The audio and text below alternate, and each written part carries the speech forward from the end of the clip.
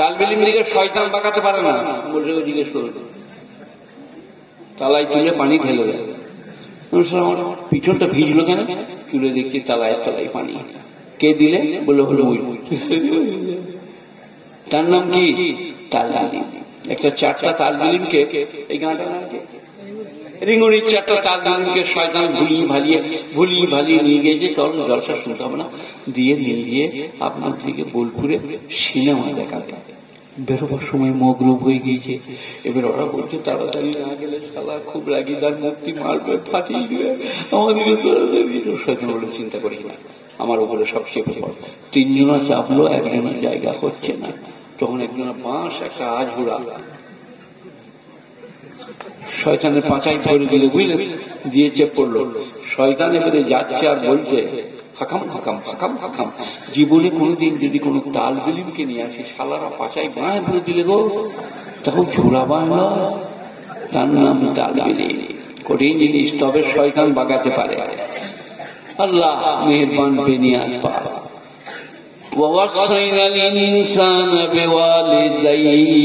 আর মানুষকে আমি উপদেশ করেছি তার মায়ের ব্যাপারে। তার মা তাকে পেটে করে বহন করে, কষ্টের উপরে কষ্ট সহ্য করে, মৃত্যুর সঙ্গে সংগ্রাম করে আপনার জন্য দুনিয়ায় বাচ্চা নিয়ে আসে। আর কি করে? وصينا الإنسان بوالديه حملته وهنا على وهن, তার মা তাকে পেটে করে বহন করে কষ্টের উপরে কষ্ট সহ্য করে। ওয়াফিসালুহু ফি আমাইন, পাক্কা 2 বছর পরে ছাতির দুগ্ধ ছাড়ে। এটা মিনিমাম, ম্যাক্সিমাম 30 মাস মা দুধ দেয়। আমি আমার এক খালাতো ভাই কামালউদ্দিন মোল্লা, এখনো বেঁচে আছে, পড়ে আছে, আমার থেকে অনেক ছোট। সে ধাক্কা মেরে মেরে খালা দুধ পান করত। তো বলছে 2.5 বছর হয়ে গেলে আর নাও পান করাতে পারো। এটা মিনিমাম, ম্যাক্সিমাম আর মিনিমাম 2 বছর ছাতি দুধ। وصينا الإنسان بوالديه حملته أمه وهنا على وهن وفصاله في عامين أن اشكر لي ولوالديك। আমার শুকর করো আর মায়ের শুকর করো। মায়ের কেন? কোলে করে মানুষ করেছে, তোমার ধুলোগুলো খুঁজে নিয়ে কোলে নিয়ে নিয়েছে, সাথে করে ভাত খেয়েছে, তুমি প্রসাদ করে দিয়েছো, কাপড় ঢাকা দিয়ে দিয়েছে, আর তোমাকে নিয়ে খানা খেয়েছে। সেই মা, তার শুকর করো, কৃতজ্ঞতা জ্ঞাপন করো। আর মা বাবাকে বললে আল্লাহর কৃতজ্ঞতা জ্ঞাপন করো, যিনি এই ভালোবাসা দান করেছে মাকে। সাপের মতো ছানা খেয়ে নেয় না আমার সোনা, আমার কচি, আমার লাল বাবু। ডাক্তারবাবু, আমার কচিটা ভালো হবে? হ্যাঁ মা, চিন্তা নাই, 3 বছর। ডাক্তারবাবু মা, সেখানে পুরসাই আছে। আমি আমার গ্রামে বাড়ি গুলশানে, তো পুরসার ছেলেরা যে কাঁধে করে ছেলে নিয়ে যায়, 20 বছর 22 বছর 24 বছর বয়স, কোলে করে নিয়ে যায়। আমার এই তোর নাম কি? বললো আমার নাম অমুক। আমার তোর বাপ তোকে এইরকম কোলে করে নিয়েছে। আপনারা কি বলছেন? এই লোকগুলো আছে তো বলে, কি হলো তোমাদের ছেলে দিকে তোমরা কোলে লাও না? তোমার বাপ তোমাকে ওইরকম কোলে নিয়েছে। আমার বাপ আব্দুল করিম, দাদুর নাম কাসিম উদ্দিন, পরদাদুর নাম নাসির উদ্দিন। 90 বিঘে জমি খালি ঠ্যাক খেয়ে কলজে গুঁড়ো খেয়ে সব উড়িয়ে দিয়েছে 45 বিঘে। তার নাম আমার বাপের দাদু। যাই কি বললাম?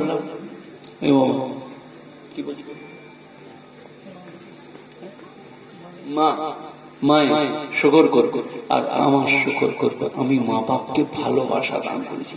আপনারা জানেন সাপের ছানা খায় কেলে গুবরো, দুনিয়াতে উঠেই তো সাপে ভরে যেত।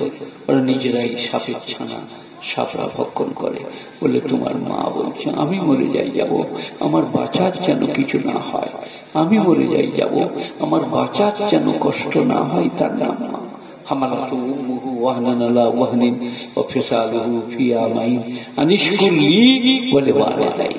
আমার কৃতজ্ঞতা জ্ঞাপন করো আর মায়ের কৃতজ্ঞতা জ্ঞাপন করো। এবার ভালো করে শুনবেন, শিরক করা হারাম, শিরক করতে নাই, গাছতলায় মানত করতে নাই, ইটের টিভিতে মানত করতে নাই। কিন্তু কোরআন কি বলছে? وَإِنْ جَاهَدَاكَ عَلَىٰ أَن تُشْرِكَ مَا لَيْسَ لَكَ بِهِ عِلْمٌ, তোমার মা বাপ যদি তোমাকে শিরক করতে বলে যে ব্যাপারে তোমার জ্ঞান নাই।